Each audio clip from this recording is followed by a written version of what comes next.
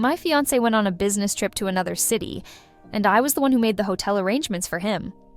The following day, I received a call from the hotel reception. "Miss, you left your nightwear in the hotel. Would you like to pick it up yourself, or should we mail it to you?" I was confused and asked, "What nightwear?" They replied, 2 sets of lace nightgowns and 3 pairs of ripped black stockings. At that moment, I was holding a medical diagnosis in my hand, standing in a real estate agency, preparing to sell my house to raise money for a life-saving treatment. Considering the situation, maybe I should give up on the treatment. After all, it's not me who's going to die. "Hello, who is this?" I wiped away my tears and answered the phone. "Who is it?" "Hello, miss. This is Fia Hotel. You left your nightwear in the room. Would you like to pick it up yourself, or should we mail it to you?" Fia Hotel was the one I booked for Nicholas yesterday before he went on his business trip. But I didn't go with him, so how could there be women's nightwear in his room? "Are you sure there's no mistake? Can you tell me the room number and what kind of nightwear it is?" "Room 1202, booked under Mr. Nicholas. The nightwear consists of 2 lace sets and 3 pairs of ripped black stockings. The name and room number were correct. The nightwear was made of materials I never wear. As for the stockings, the fact that they were ripped means they had been used, so they couldn't be something Nicholas bought new to give to me. It was clear. I had been betrayed. Leave them at the front desk. I'll pick them up myself." After saying that, I was momentarily stunned, interrupted by the real estate agent's voice. "Miss Ning, are you still selling this house?" I wiped the ink from my index finger with a tissue and shook my head.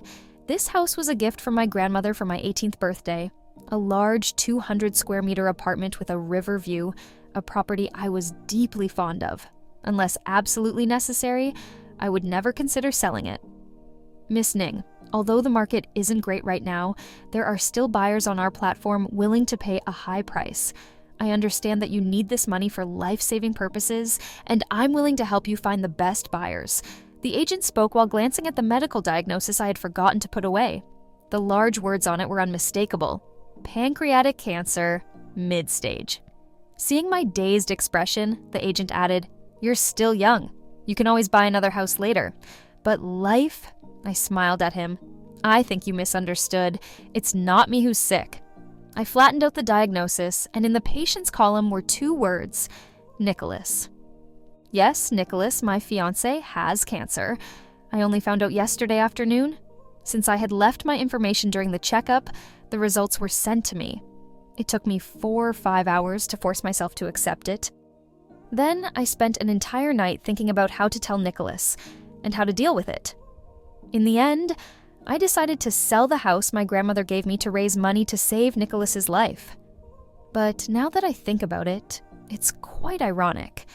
While I was worried about him, crying so much that I soaked my pillow, he was entangled with another woman. At this point, it is what it is. Since he could keep a mistress without telling me, I can keep his cancer diagnosis from him for a while too. That makes us even. Book a flight and go to the airport. I arrived at the place where Nicholas was on his business trip a little after 6 p.m. It's not that I still had hope for him. I just wanted to see who had such a strong allure that made Nicholas continue despite his illness, tearing 3 pairs of stockings. "I finished the meeting, baby. Heading back to the hotel now. Remember to eat on time. I'll be back tomorrow." Nicholas sent a message with a kiss and a miss you emoji. I replied to him in my usual tone. At that moment, I was already at the hotel entrance, watching Nicholas go in with my own eyes. He was alone, surprisingly. For a brief moment, I felt a sense of relief, thinking perhaps it was all just a misunderstanding. After all, how could a 5-year relationship be betrayed so easily? But just 10 minutes later, Nicholas slapped me in the face with the truth. He came downstairs, clearly having washed his hair and changed into a clean shirt. The girl waiting downstairs eagerly jumped into his arms, even rubbing her face against his chest. Nicholas pushed her away and looked around. He was indeed cautious, but the affectionate look on his face was undeniable. I knew that girl. She was Nicholas's neighbor. Her name was Camilla. I met her when Nicholas first brought me home to meet his parents. Her mother brought her over for dinner, and when she saw me, she was told to call me sister-in-law. Camilla hesitated for a long time, and finally, in a low voice, called me sister. I didn't think much of it, just assuming she was shy on our first meeting. I never imagined that she didn't call me sister-in-law because her relationship with Nicholas was not ordinary. She just didn't want to acknowledge me as her sister-in-law. I followed them, suppressing my nausea and anger. The two were so engrossed in their affection that they didn't even notice if anyone was following them. They had a meal and then headed straight into a private cinema. Before going in, Camilla stood on her tiptoes and whispered something in Nicholas's ear. Then they both shared a knowing smile. Unfortunately, I was too far away to hear what they said. But I knew what they were about to do next. So, after they entered the room, I followed them in. The store was being watched by a young man in his 20s. I gave him some money, and in return, he let me view the surveillance footage. Nicholas and Camilla were sitting on the sofa, slightly tipsy from drinking. Nicholas, were you satisfied last night? Of course. Nicholas pulled Camilla closer and she began to undress. Under her trench coat, she was wearing a set of lace lingerie. Nicholas's hand caressed her. Mila, it's been so many years and you've really gotten better at this. Just as they were about to kiss, I dialed Nicholas's number. He flinched in surprise but didn't dare to hang up. At that moment, Camilla snatched his phone. Too scared to answer? Want to make it more exciting? Before Nicholas could stop her, Camilla answered the call. I saw through the surveillance that he held the phone far away, pretending the signal was bad. Meanwhile, Camilla straddled him, starting to kiss him, unbuttoning his shirt, and undoing his belt. The two of them were glued together, and even with the trench coat covering them, their movements were obvious. Nicholas, what are you doing? For some reason, after the extreme anger, I became very calm. There was no emotion in my voice on the phone. Serena, what are you saying? The signal here is so bad. Though Nicholas tried hard to control it, his voice still carried a slight uncontrollable tremor. Camilla hadn't stopped, seemingly knowing exactly what men like, what they enjoy the most. And after hearing Nicholas talking to me, her actions became even bolder and faster. Then Nicholas started calling my name. Serena, Serena. His voice grew more urgent, and finally, he hung up the phone and threw it away. Both his hands held Camilla tightly in his arms, as if trying to merge into one. Then came a long, satisfied sigh. Disgusting. Wait here, I'll go return Serena's call. Nicholas got up and was about to leave. As I wondered where I should hide, Camilla grabbed him. Don't go. Didn't you say you're already tired of her? Why do you still care so much? My fists clenched involuntarily, but I was also curious about how Nicholas would respond. He sat back down on the sofa. Yes, I am tired of her. She's rich, she's beautiful, and everyone around me says that getting her was a blessing from several lifetimes of good fortune. But do you know, Mila? It's precisely because she's so perfect that I always feel inferior in front of her. But damn it, I'm a man. What man doesn't want the admiration of the woman he loves? He took a sip of his drink after speaking, and Camilla leaned on his shoulder. Come on, you've always been the best student in our area, and now you're successful in your career. No matter what others say, in my heart, Nicholas will always be the best. So, to Nicholas, I was someone high above, someone who made him feel inferior. It turns out the saying is true. Men love the support of a smart woman, but they also crave the adoration of a woman from humble beginnings. At this moment, I could easily storm in and expose them, tell them that from now on, we'd go our separate ways. But I feel that this approach is just too lenient on them. When Nicholas returned from his business trip, I was sitting in the living room, lost in thought. I'm back. Did you miss me? After changing his shoes, the first thing he did was try to hug me, but I avoided him. Now, every time I see his face, I remember the scene of him with Camilla in the private cinema. It makes me feel nauseous. Are you upset because we didn't talk much yesterday due to the bad signal? Don't worry, I brought you a gift. Nicholas took out a necklace he bought for me. He put it on me himself, but the lingering smell on his cuff assaulted my nose. Another wave of nausea hit me. Yet, I still pretended to be happy, because now is not the time to retaliate. I need to wait for the right moment. The next moment, Nicholas scratched his head and gave me a smile. Serena, have you been in touch with Roman recently? Could you invite him out for a meal? Roman was my childhood friend, the kind you've known since you were in diapers. Over the years, while I stayed loyal to Nicholas, Roman kept himself busy, changing girlfriends almost every quarter. But this year, he seemed to have settled down a bit. His new girlfriend had been around for 3 whole quarters, which was quite an improvement. I never mocked him for being a playboy, though he often teased me for sticking to the same flavor for so long.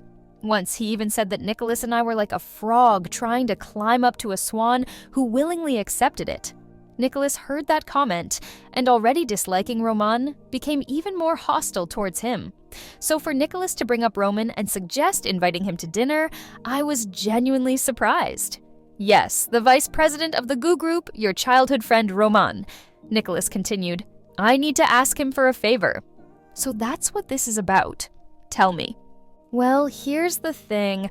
I have a friend from my hometown who just graduated this year.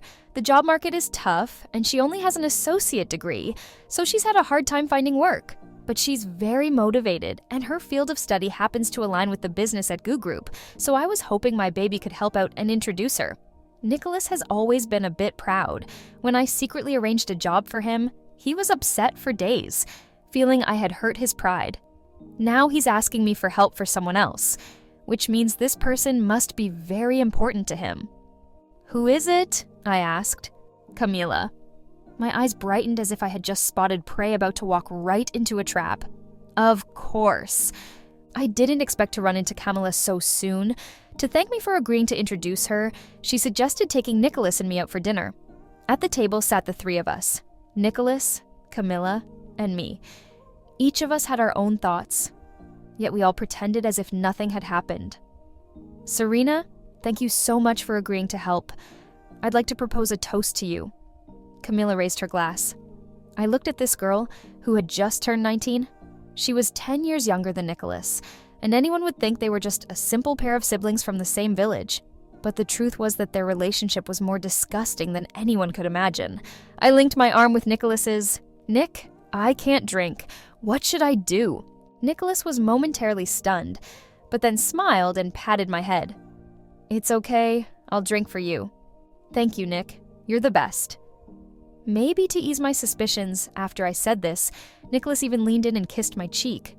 But Camila's expression across the table was no longer as composed as it was at the beginning. That still slightly childish face visibly showed a trace of anger.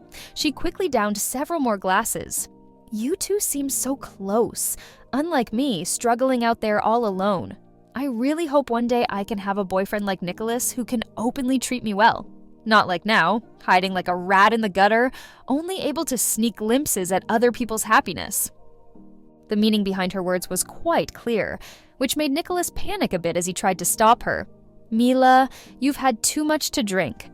But Camila seemed determined, drinking one glass after another until she was completely drunk.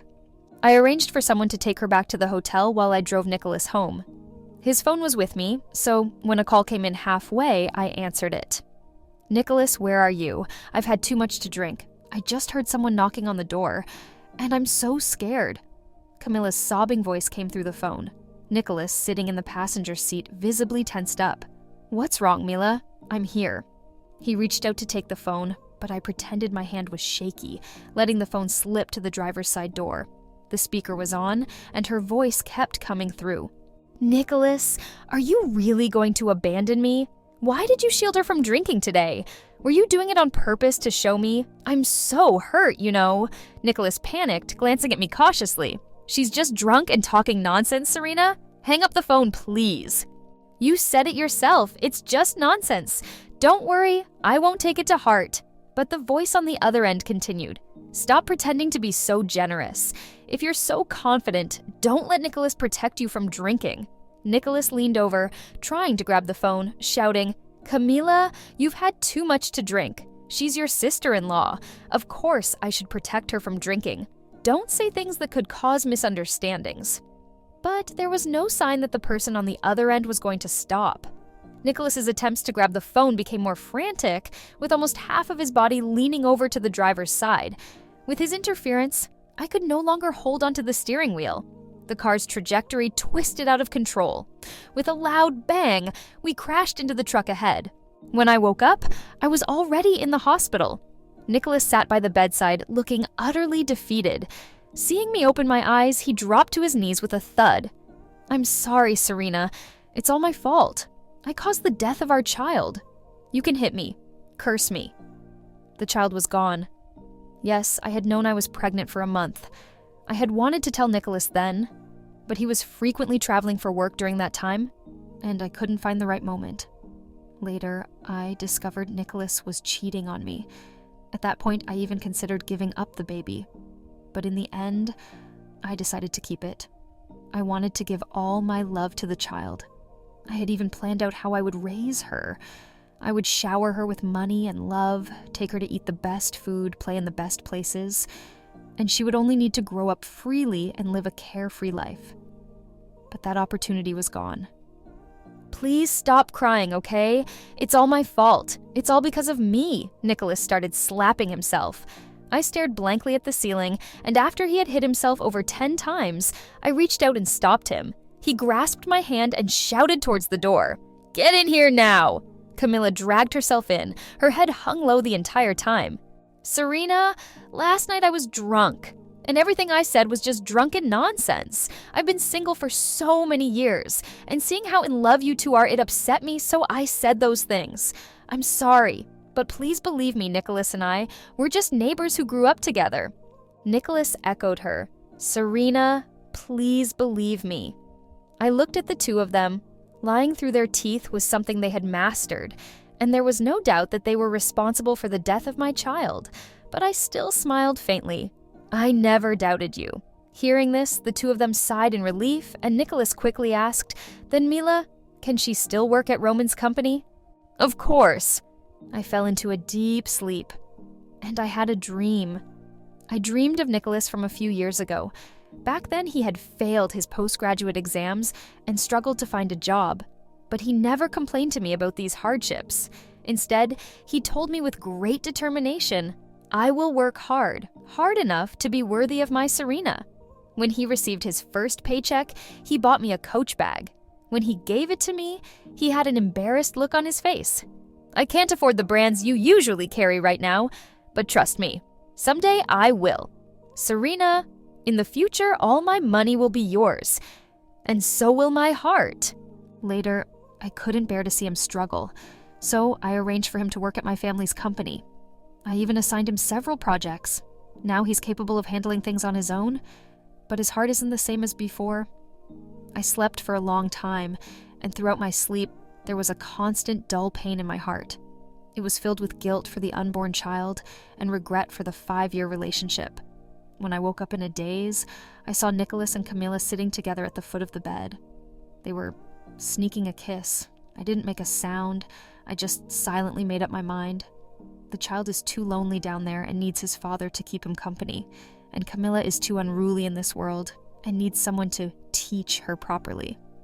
After we returned from the hospital, Nicholas began to frequently complain of back pain and experienced rapid weight loss.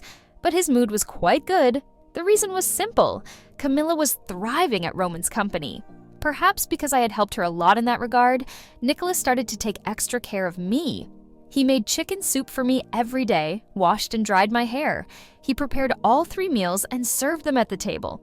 He even pulled me close and reminisced about the early days of our relationship. Sometimes I would have a moment of illusion, as if we had returned to the beginning, as if there had never been a third person between us, as if we had never lost a child because of him. But I knew there was no going back. Roman, who had always been at odds with Nicholas, started calling him frequently. He wanted to discuss Camilla.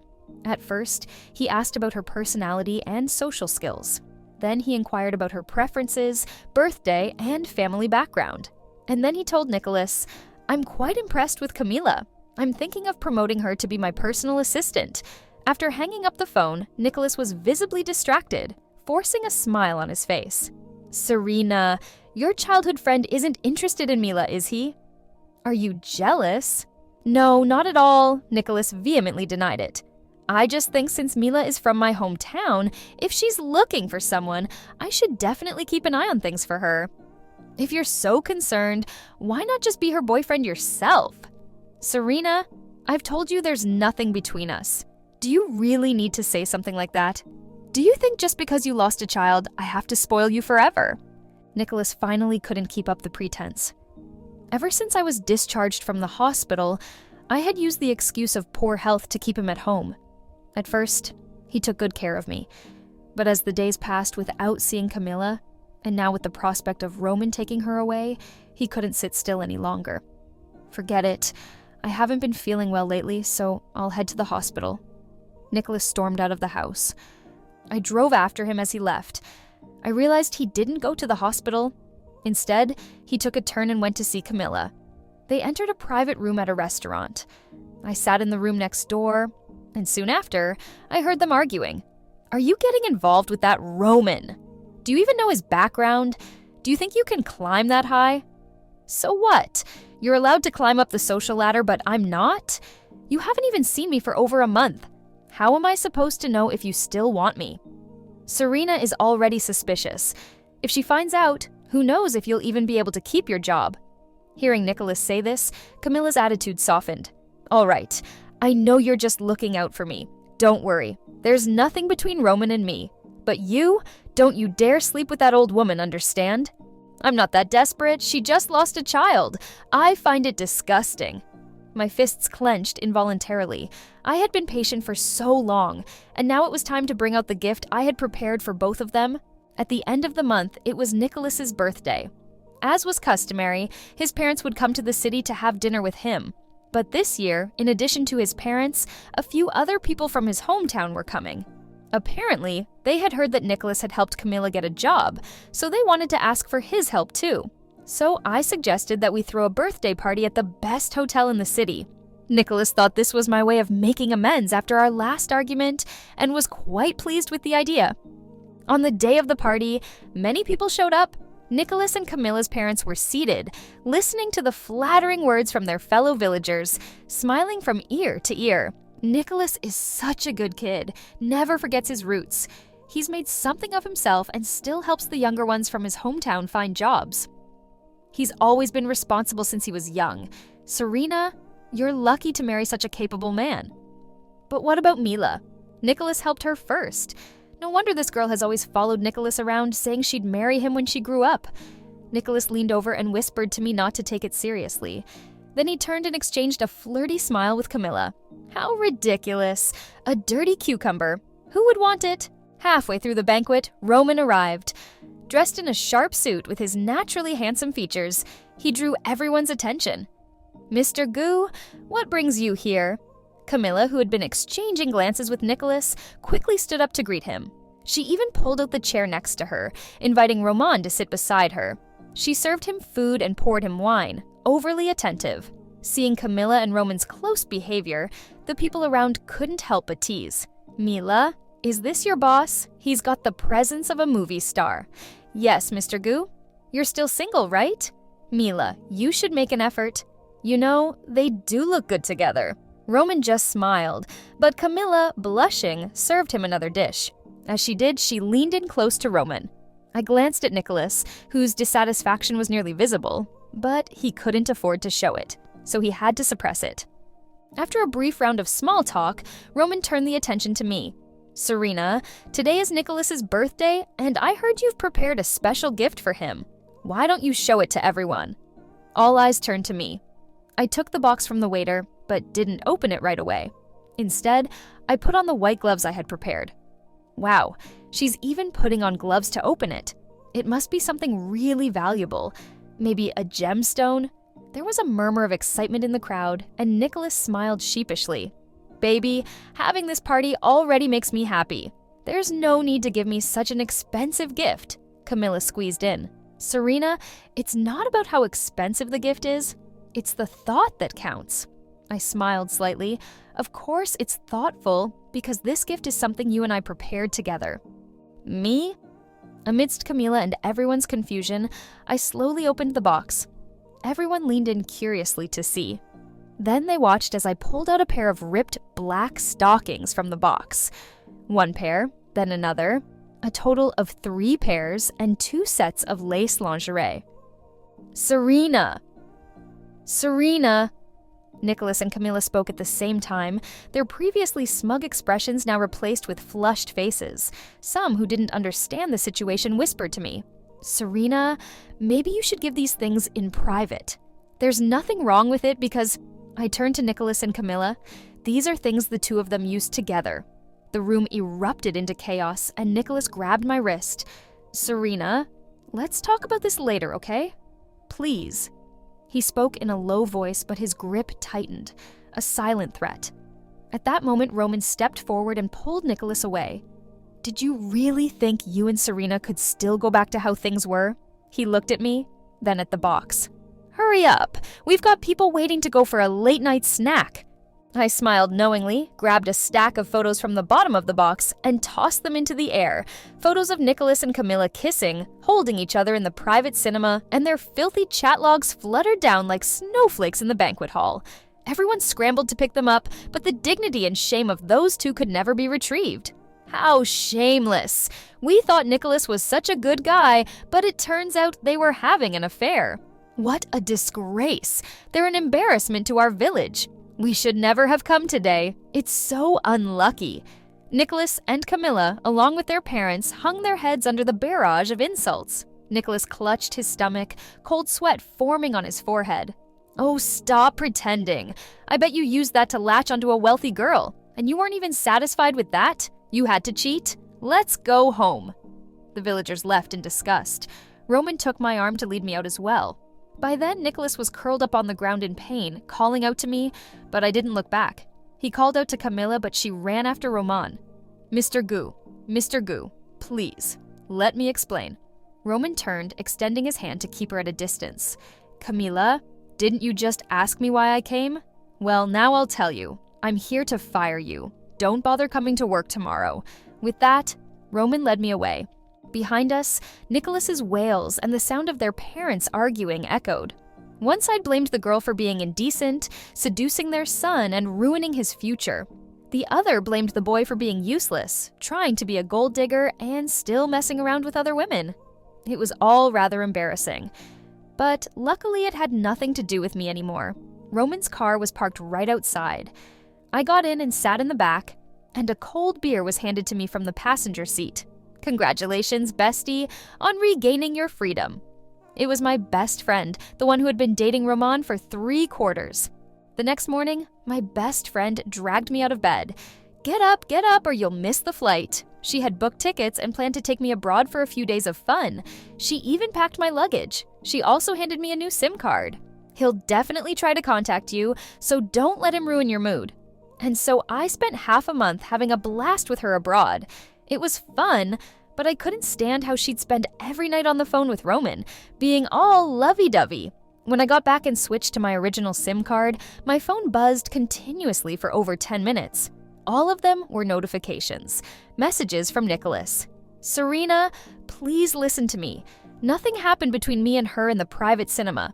She was drunk and insisted on sitting on my lap. That's all. Those awful things I said weren't intentional. I was just confused for a moment. I'm sorry. The diagnosis came back today. It's pancreatic cancer. Serena, I'm dying. Please, can you see me one last time? I'm begging you." Before I could finish reading the messages, Nicholas's call came through. "You finally picked up. Can we meet?" No. After hanging up the phone, I returned to the villa where Nicholas and I used to live together. I had already hired someone to pack up the things inside. All that was left was a photo of Nicholas and me sitting alone on the cabinet. This photo was taken during our 3rd anniversary together in the deserts of the Northwest. With the setting sun in the background, 2 young and naive people leaned against each other, laughing happily.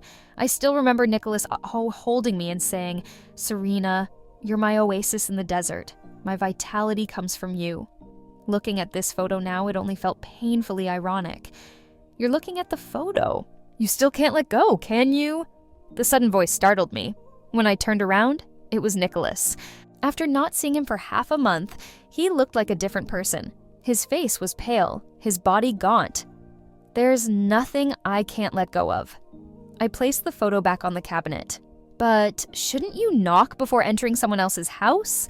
Nicholas pressed his lips together. "Serena, I'm in this state now. Do you really have to treat me like this? Your condition isn't my doing. I told you to go to the hospital, but you said you were fine and just needed a few days of rest.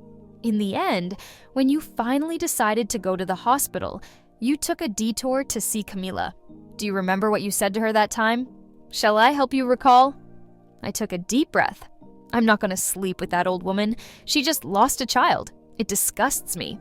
Seeing her face, I have no interest. Stop! Stop! Nicholas shouted, trying to stop me.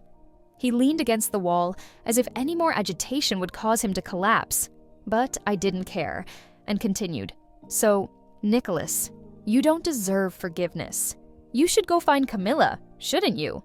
After all, I've stepped aside and given my blessing to your true love. Nicholas's dazed expression was tinged with irony. He wanted to keep begging me for another chance. Fortunately, his parents arrived and took him back to the hospital. Before leaving, he took the photo from the cabinet. Nicholas's messages still came every day. I didn't block him, but I also didn't reply. Now I'm busy every day, taking back control of the company affairs that I had previously entrusted to Nicholas. One night, a little after 10 p.m., I left the office feeling hungry. I decided to go to a small tavern I hadn't visited in a long time for a bite to eat, and I let my driver go home. After eating, as I walked out, I had the distinct feeling that someone was following me. And sure enough, as I reached the mouth of an alley, someone lunged at me from behind. Luckily, I was quick and managed to dodge and grab the person's arm. Looking closer, I realized it was Camila. Serena, you wretched woman! You've ruined Nicholas's and my future. Now I'm branded as a homewrecker and Nicholas is dying in the hospital while you're living the high life. Why? She was almost screaming. I looked at her calmly. Why? Because I have a clear conscience, unlike the two of you who are disgusting. Spare me the morality speech. Your principles won't put food on the table. Serena, give me $500,000 as compensation, or today I'll drag you down with me. I've got nothing to lose, but you're a rich girl. If you die, it's you who loses. Camila pulled out a knife, the blade glinting under the streetlights. Just as she was about to attack, someone rushed in and grabbed her. When I first noticed someone following me, I had messaged my best friend. Thankfully, she arrived just in time. Camila was detained. Nicholas started calling me frantically, begging me to come to the hospital. I figured he still cared about Camila. Otherwise, why would he be so desperate to see me? Just to seek justice for Camila? But when I saw him, the first thing he said was, "Are you still mad? Can you stay with me now?" His words made me want to laugh. Nicholas, did you really think I was just mad at you? The truth is, you're not worth it anymore. You don't stir any emotions in me. To me, you're just an ordinary passerby. I turned to leave, but Nicholas struggled to his feet and grabbed my hand. Then think of it as me begging you. I'm begging you to stay with me for the last stretch. I don't want to die alone. His eyes were red, a terminally ill patient, a patient I had shared a 5-year relationship with, now on the brink of death, begging me to accompany him on his final journey. To say I wasn't moved would be a lie, but then I thought of my child, of him saying that he found me disgusting because I had lost a child. I violently shook off his hand. Your fate has nothing to do with me. I completely deleted and blocked Nicholas's contact information. When he couldn't reach me, he started calling from different numbers. I blocked each one as it came. Later, his mother sent me a few messages. She said that Nicholas often sat staring out the window, clutching the photo of the two of us in the desert. Whenever the pain became unbearable, he would grip that photo frame tightly, silently staring at the picture of us laughing, lost in thought. Since Camila's release, she had only visited the hospital a few times, not to care for Nicholas, but to blame him for ruining her life. The two of them are now at each other's throats, with Nicholas becoming agitated whenever he sees her, threatening to strangle her. She also said that Nicholas frequently dreamed of me and the child, imagining teaching the child to say "mommy" and "daddy." He often dreams of our past together, murmuring my name in his sleep. Camila has not returned to the hospital or gone back to her hometown. Her scandalous behavior became widely known, leaving her parents disgraced and scorned by their village. In their anger, her parents withdrew all the money Camila had saved over the years and used it to send her younger sister abroad for school. Camilla, now destitute, spends her days threatening suicide and quarreling with her parents. Her mental state seems increasingly unstable. I closed my phone and blocked Nicholas's mother's contact as well, because nothing about Nicholas concerns me anymore. At the end of the month, I attended a wedding. Roman and my best friends. The two of them were just as inseparable as before. Their vows were more touching than ever. Everyone said that Roman, the notorious playboy, had finally settled down. But I knew that they were evenly matched and truly loved each other. I was happy for them. When it came time to toss the bouquet, my best friend deliberately aimed it in my direction, but I made sure to step aside. I looked up at the sky outside. Spring had arrived, and flowers were blooming all along the way. I just wanted to walk this path steadily and securely. Anything else was just decoration, and for me, it was no longer necessary.